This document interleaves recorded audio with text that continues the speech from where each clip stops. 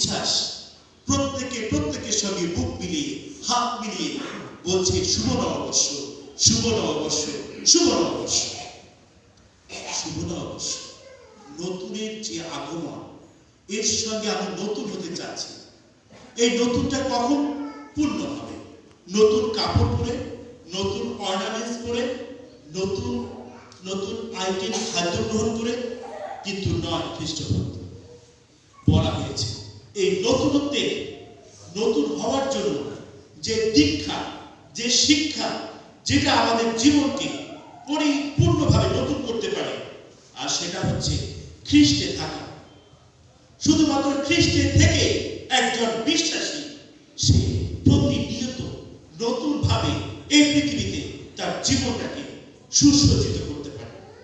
যিশু বলেছেন, আমি উত্তম দ্রাক্ষালতা, তোমরা শাখা।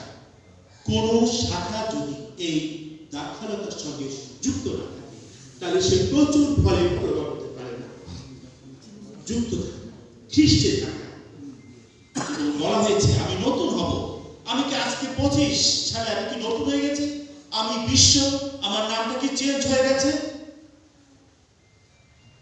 তা বলা হয়েছে যে নতুন সৃষ্টি হচ্ছে পুরাতন আমার যে চিন্তা চেতনা, পুরাতন আমার যে ধারণাগুলো, আমি যে চিন্তা নিয়ে আমি এই পৃথিবীতে অনেকের অকল্যাণের কারণ হয়েছি, আমি আমার ভালো কাজটা করতে জেনেও আমি করিনি, আমি যেন অন্তরে অন্তরে আমি যেন নতুন করি।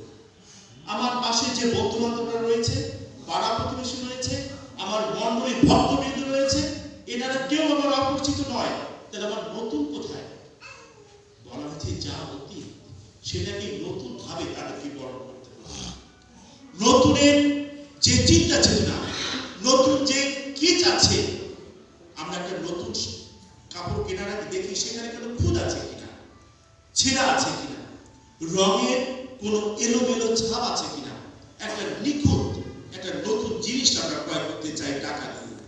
আজকে আপনি আমরা নতুন ভাবে নিজেকে সাজাতে চাচ্ছি। আমার জীবনে এইরকম কিছু খুঁত রয়েছে কিনা? তাহলে যদি খুঁত থাকে, আমি 2025-এ আমি নতুন ভাবে আমি আমার ঈশ্বরের কাছে, আমার পরিবারের কাছে, আমার মণ্ডলীর কাছে আমি দাঁড়াতে পারবো না। তো আসুন, আমি মনে করি 2025 আমাদেরকে যে নতুনের ইঙ্গিত দিয়েছে, সেই নতুনকে যেন আমরা গ্রহণ করতে পারি। এই নতুন দিনে কিছু আত্মবিশ্লেষণ আপনার আমাকে আজকে ভাবতে শিখিয়েছে। আমি জানি আজকে সকালে যখন আপনারা প্রত্যেকে ঘুম থেকে উঠছিলেন, আপনাদের মনে হয়েছিল যে প্রভু, আমি কি ভাগ্যবান যে তুমি আমাকে 2025 দেখতে দিয়েছো। যদি এই কথাটা মিথ্যা হয়, চলুন আমার সঙ্গে কোনো হসপিটালে, 3টা হসপিটালে চলুন যাই, দেখবেন কত রাত্রিতেও অনেকে মৃত্যুবরণ করেছে। অনেক পেশেন্ট অক্সিজেন নিয়ে, অনেকে প্রচন্ড ব্যথানাশক ঔষধ নিয়ে তাদের যন্ত্রণা কাতর এই দেহটাকে সেখানে ভর্তি রেখেছে। কিন্তু আপনি আর আমি ঈশ্বরের মহাপরিক্রমের হস্তে আমরা এখন সুস্থ রয়েছি। বলুন আমেন। আমেন। প্রিয় ভক্তবৃন্দ, এই মুহূর্তে আপনার আমার আত্মজিজ্ঞাসা কতগুলো বিষয় রয়েছে, আত্মবিশ্লেষণে যে আমি কি রকম আছি, আমার কি রকম চলতে হবে। ইফিসীয় 5 অধ্যায় 7 থেকে 18 পদে এভাবে বলা হয়েছে, অতএব ভালো করিয়া দেখো কি রূপে চলিতেছ, অজ্ঞানের ন্যায় না চলিয়া জ্ঞানবানের ন্যায় চলো, সুযোগ কিনিয়া লও, কেননা এই কাল মন্দ। আমি কি রকম চলছিলাম 2024-এ? আমার চিন্তা চেতনা কি রকম ছিল? আমি ঈশ্বরকে সময় দিয়েছি কিনা, আমার পরিবারকে সময় দিয়েছি কিনা, আমার কর্মস্থলে যথাপযুক্ত আমার যে সার্ভিসটা দেওয়া দরকার ছিল আমি দিয়েছি কিনা, আমি আমার মণ্ডলীতে আমি সময় দিয়েছি কিনা, আমার দ্বারা আমার প্রতিবেশী, আমার আপনজনের, আমার সন্তানের কোনো কষ্ট পায়, কোনো কথা, কোনো ঘটনা সৃষ্টি হয়েছে কিনা। যদি হয়ে থাকে, প্রিয় আসলে একটিবার নিজের হৃদয়ে আমরা জিজ্ঞাসা করি, এবং সেখান থেকে অবহেলা। দ্বিতীয় অংশ রয়েছে সুযোগ কিনিয়ে দেওয়া। আমি সুযোগ বলতে অনেক কিছু অবতারণা করতে পারতাম, কিন্তু একটা বিষয় অবতারণা করি, সেটা হচ্ছে এই পৃথিবীতে আমি এখন সুস্থ শরীরে আমি বেঁচে আছি। এটাই হচ্ছে আমার জীবনের অনেক বড় সুযোগ। আমি গত 2024-23 যখন ঠিক এখানে দাঁড়িয়ে বড়দিনের উপাসনায় যখন আমি ছিলাম, তখন অনেক লোক ছিল, অনেকেই আমি সেই শ্রদ্ধাবান সম্প্রদায়, তিনি আমার অত্যন্ত পূজনীয় ব্যক্তি। তিনি আমি জানুয়ারিতে চলে গেলাম, কয়েক মাস পরে তিনি ঈশ্বরের কাছে নির্মিত হলেন। এইভাবে অনেকেই আমাদের বকুলটা অনেকেই, কিন্তু আপনি একবার অন্তত মৃত্যুর সেই দাঁড়ায় দাঁড়ানো সেই লোকগুলোর দিকে তাকিয়ে আপনি কি বলতে পারেন যে আপনি ভাগ্যবান নন? এই সুযোগটা আপনার জীবনে আরেকটিবার হয়েছে কিনা? একজন ব্লাড ক্যান্সার রোগীকে যখন প্রতি মাসে রক্ত পরিবর্তন করে তার জীবনে যখন চলে, আপনি তার হৃদয় কষ্টের কথা হয়তো বা জানেন না। ডাক্তার তাকে বলে এটা কোনো সমস্যা না, কারণ এটা তার ব্যবসা। কিন্তু যে প্যাশেন্টের লোকজন তার কাছে আসে, তারা জানে এইরকম একজন প্যাশেন্টকে টেক কেয়ার করা, তাকে বাঁচিয়ে রাখা কত কঠিন। যে কোনো মুহূর্তে তার জীবনটা মৃত্যুর ফুলে ফুলে পড়তে পারে। কিন্তু ধন্য আমরা যে ঈশ্বর সেই আশীর্বাদ, সেই আমার জীবনে যতটুকু প্রাণ আছে, যতক্ষণ আমি এই পৃথিবীতে আছি, আমার জীবনে যেন ঈশ্বরের মঙ্গল হয়, আমার দ্বারা যেন ঈশ্বরের সন্তানদের যেন মঙ্গল হয়। আমার এই প্রত্যয়, আমার এই প্রত্যাশা যেন আমাদের প্রত্যেকের জীবনে যেন সাধিত হয়। মন্দতা পৃথিবীতে থাকবে। সৃষ্টির প্রথম থেকে আদম হাওয়াকে যেদিন শয়তান ঈশ্বরের অবাধ্য হতে শিখিয়েছিল, সেই দিন থেকে এই মন্দ পৃথিবীতে আমাদের চলতে হচ্ছে। তাই বলে আমি যেন মন্দতাকে যেন ভয় না পাই, কেননা আমি তো জীবন্ত ঈশ্বরের সেবক।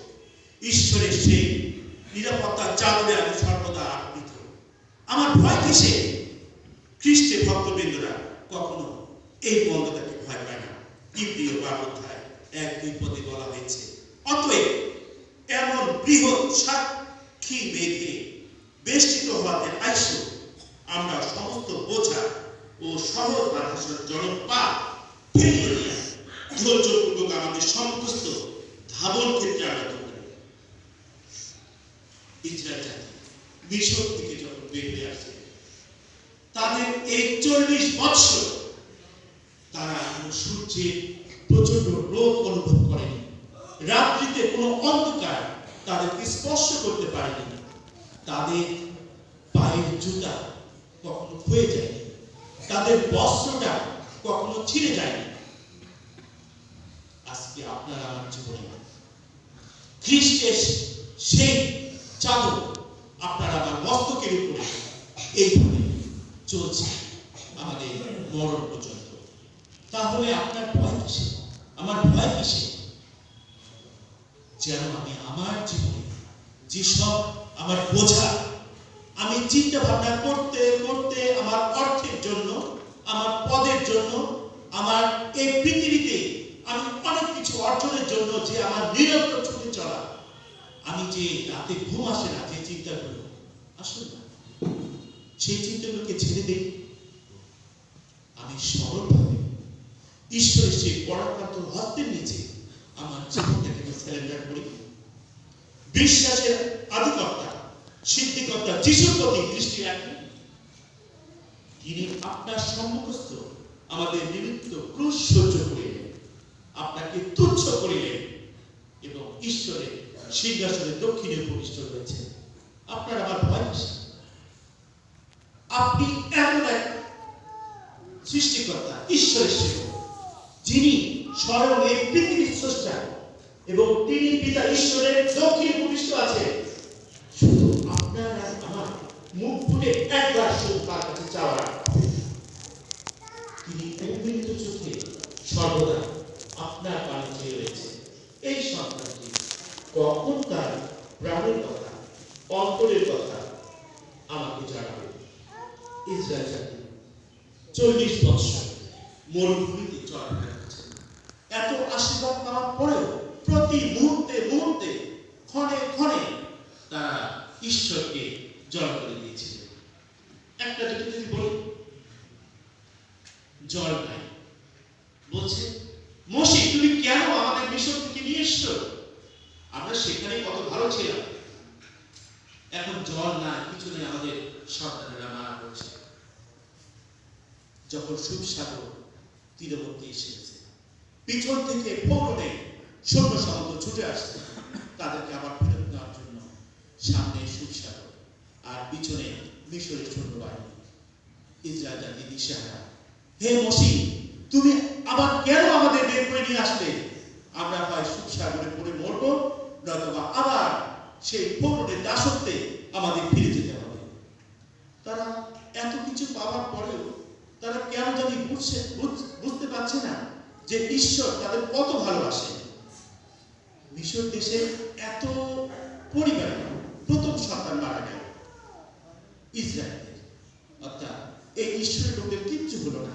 তখন তারা বুঝতে পারেনি ঈশ্বর বলেছে যিশায় 18-19 পদে, সেই সকল ভুলে যেতে। সেই সদাপ্রভু এই কথা কহে, তোমরা পূর্বকার কার্য সকল মনে করিও না। তোমরা আমাকে অনেক জলাঞ্জলি দিয়েছো, আমাকে অনেক অস্বীকার করেছো, সেগুলি আর স্মরণ করো না। পুরাতন ক্রিয়া সকল আলোচনা করে না। ওইসব আলোচনা করে কি হবে? তোমরা তো আমাকে এইভাবে আমাকে ভুলে গেছে। দেখো, আমি এক নতুন কার্য করিব, তাহা এক্ষুনি অনুষ্ঠিত হয়েছে। প্রিয়ময় পিতা ঈশ্বর আমাদেরকে আজকে 2025-এ বলতে চাচ্ছে, সেই গত বছরে হিংসা, বিদ্বেষ, যত ধরনের ঈশ্বরেরকে জলাঞ্জলি দেওয়ার মতো আমার জীবন দ্বারা যা সংঘটিত হয়েছে আমি ভুলে যাই। কেননা আমার সামনে ঈশ্বরের দেয়া সেই পক্ষ, সেই খ্রিস্ট, যিনি আপনার আমার সমস্ত ভার তিনি বহন করেছেন, আমার বোঝা সকল তিনি লইয়াছেন। আমি পাপে বন্দী ছিলাম, আমাকে মুক্ত করেছে। নতুন বছরে আপনার আমার আরো অনেক ব্যথা বেদনা আছে। আমি প্রতিবেশীদের দ্বারা পেয়েছি, আমি সংসার থেকে বিতাড়িত হয়েছি, আমি মন্ডলী থেকে অনেকের কথায় কষ্ট পেয়েছি। আমার চাকরি জীবনে আমাকে 30 জন স্টাফের মধ্যে 20 জন আমাকে পছন্দ করে না। আমার গ্রামে বা আমার পাড়ায় অনেকে আমাকে যেন একটু অন্যভাবে দেখে।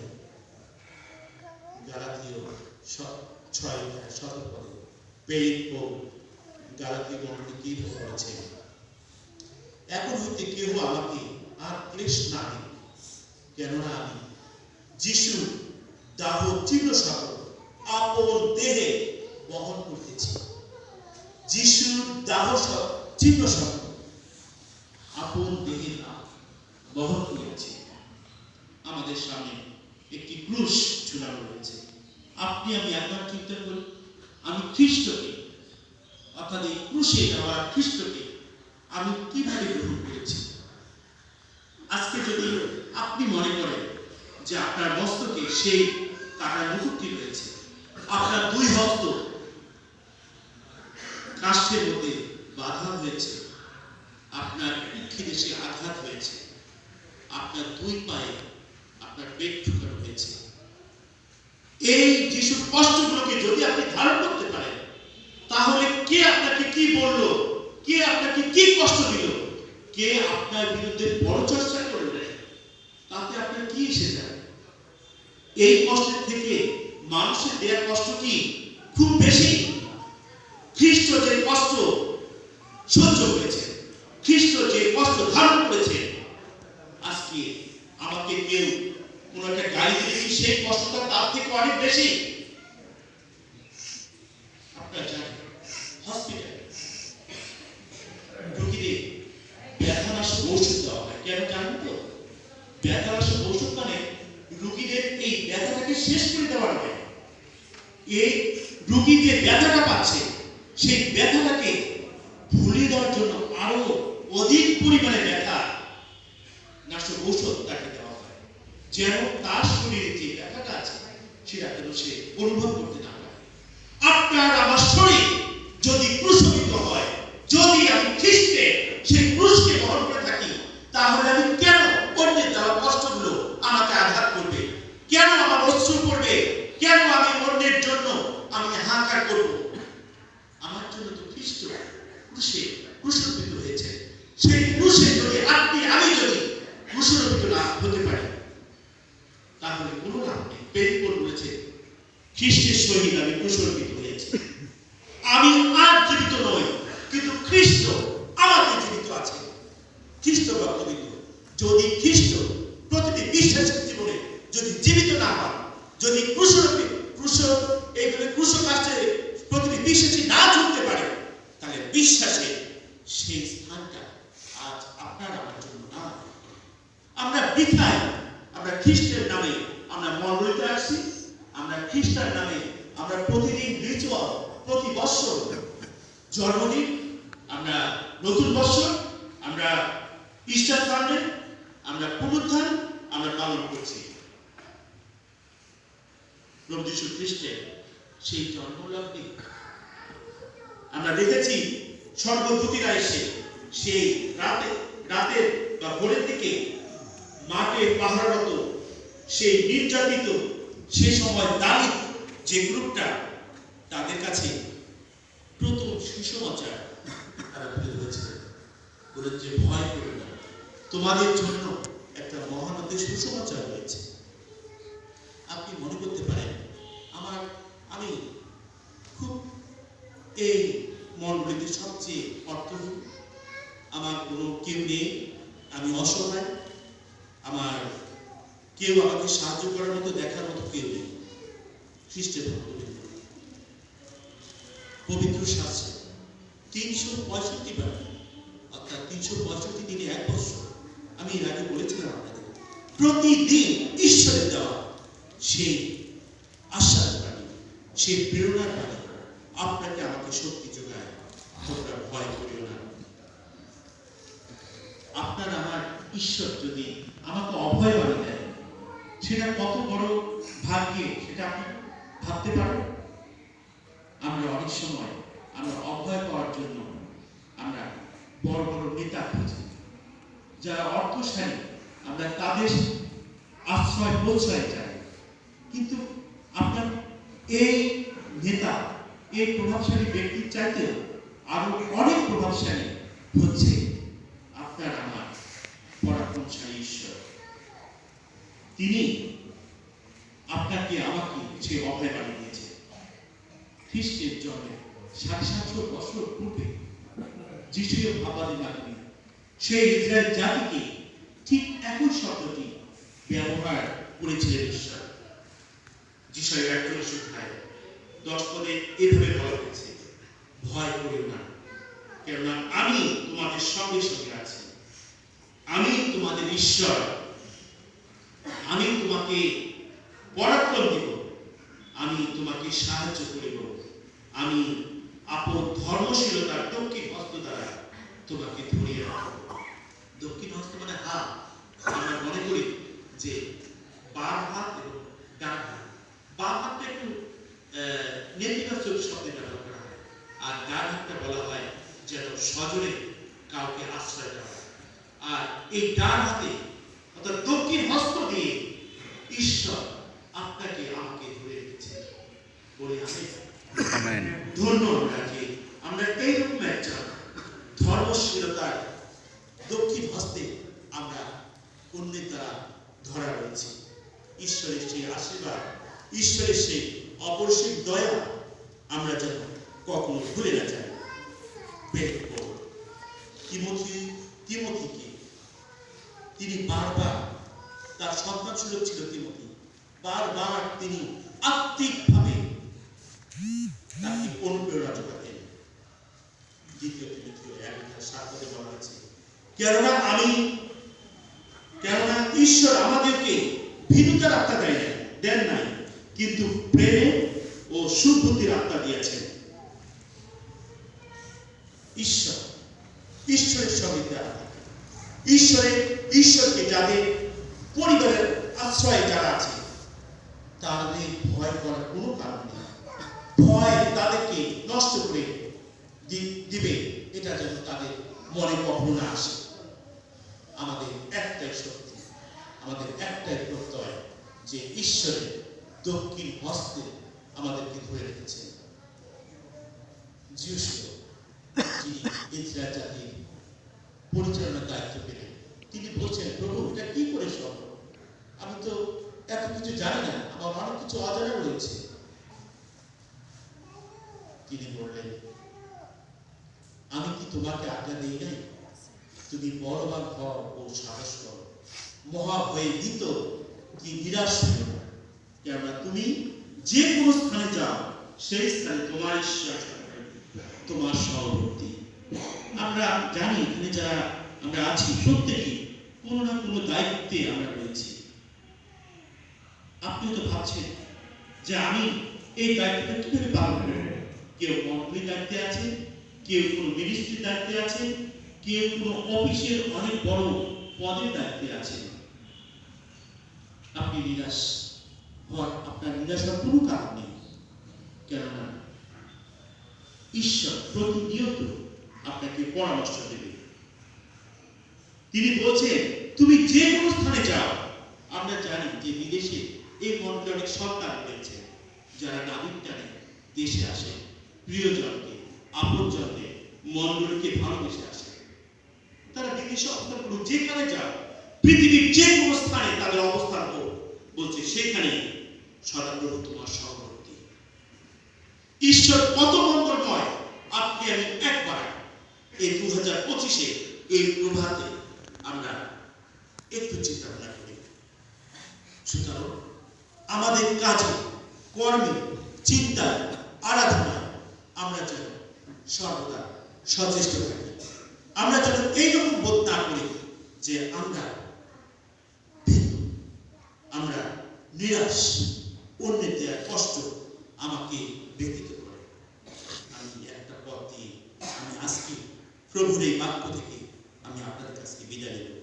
যাকব 1:17 পদে, যেখানে যাকব বলেছেন, সমস্ত উত্তম দান এবং সমস্ত সিদ্ধগণ উপর হইতে আসে, জ্যোতিগণের সেই পিতা হইতে নামিয়ে আসে, যাহাতে অবস্থান্তর কিংবা পরিবর্তনের ছায়া নেই। আপনার জানেন যারা এর জ্যোতি চক্র, তারা প্রতি কোয়ার্টারলি, হাফ ইয়ারলি এবং অ্যানুয়ালি তাদের যে প্ল্যানগুলো থাকে তারা সেগুলোকে ফলো আপ করে এবং কোথায় কোথায় এখনো গ্যাপ রয়েছে আবার প্ল্যান চেঞ্জ করে। আমরা অনেকের কাছে অনেক কমিটমেন্ট করি, কিন্তু বলি তুমি আগায় যাও, আমি তোমার পিছনে রয়েছি, কিন্তু একটা পর্যায়ে গিয়ে আমরা হয়তো কথা রাখতে পারি না। আমাদের হয়তো বলি না ভাই তোমাকে কথা বলছিলাম, কিন্তু দেখতে পাচ্ছ আসলে আমার তো সেই অবস্থা নেই, আমি তোমার কিছু করতে পারছি না। কিন্তু আপনার আমার জীবনে যত ধরনের মঙ্গল রয়েছে, যত ধরনের আশীর্বাদ রয়েছে, ঈশ্বর আপনার আমার জন্য যা কিছু নির্ধারণ করেছে, তিনি কথার বল করেন না, তা কখনো পরিবর্তন হবে না। এটা কোনো পরিবর্তনের ছায়া সেখানে থাকবে না। আপনি আমি আসুন 2025-এ আর একটি বার ঈশ্বরের কাছে সমর্পিত হই।